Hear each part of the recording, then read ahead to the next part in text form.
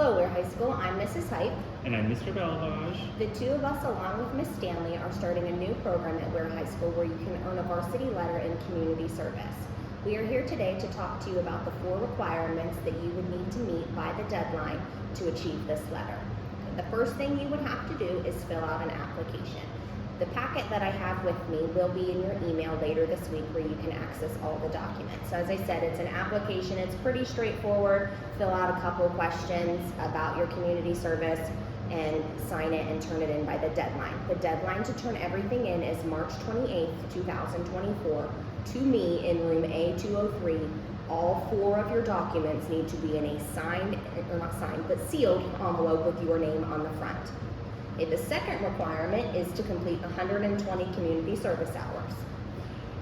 And those are going to be on this form provided here.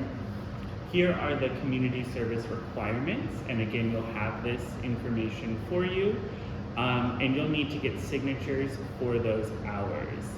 50 of those hours must be completed through one agency or for one cause to ensure understanding and sustained commitment to that social issue. So for example, that could be elderly care or poverty or health care or environmental issues or homelessness or something like that. Essentially dedicate a certain portion of your hours to one cause that you care about. Some examples of things that would count for community service also on the back of this page. The most important one would be if you go and do any kind of community service with another club here at school, like National Honor Society or FBLA, whatever it is, those hours can count towards this community service letter.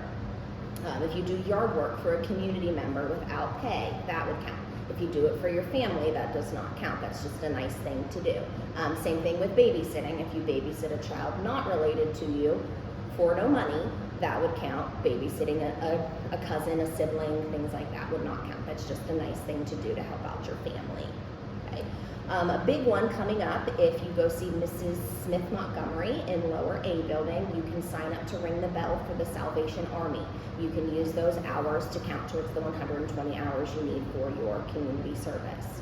You might be thinking 120 hours is a lot between now and March 28th, but you're absolutely right.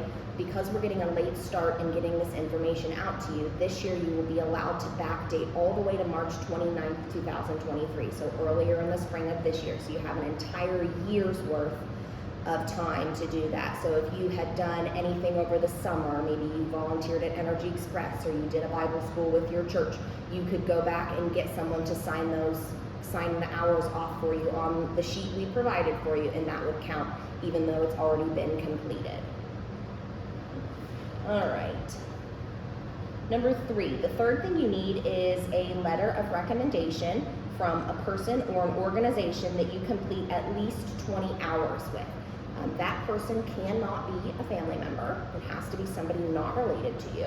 Again, in your packet, there is a list of what you need in that letter of recommendation. It's not a lot. It's really just that the person who's writing it, you've completed at least 20 hours with them or their organization.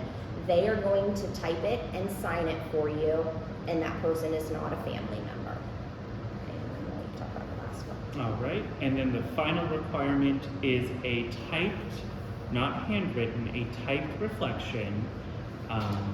And the questions and the requirements. The questions and requirements are also in the packet. The three questions you'll need to address in your reflection are: 1, why is community service important? 2, what new skills or knowledge did you gain from your community service experience? And 3, how has your service positively impacted our community?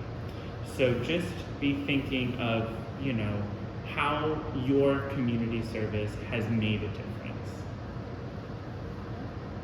And then the last page I have, we already talked about it a little bit when Mr. Bellavage said you needed to get signatures. This is very similar to the but the sheet those of you that are in NHS have to get your hours. You're going to tell us what the date, where you did your service, a brief description, how many hours, you're gonna get a supervisor's signature, an adult supervisor, and then they will provide you with an email or a contact phone number that we could use to verify the hours. If you need more than one of these sheets, they are front to back, you can just print off extra copies from your packet. If you do not have access to a printer, there will already be pre-printed copies in the guidance office, the AP office, and the main office for you to get.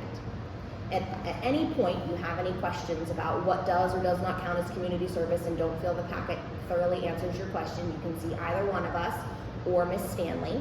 And then all of your papers need to be turned in a sealed envelope with your name on it to me by March 28th, 2024 in lower A building. Thank you. Thanks.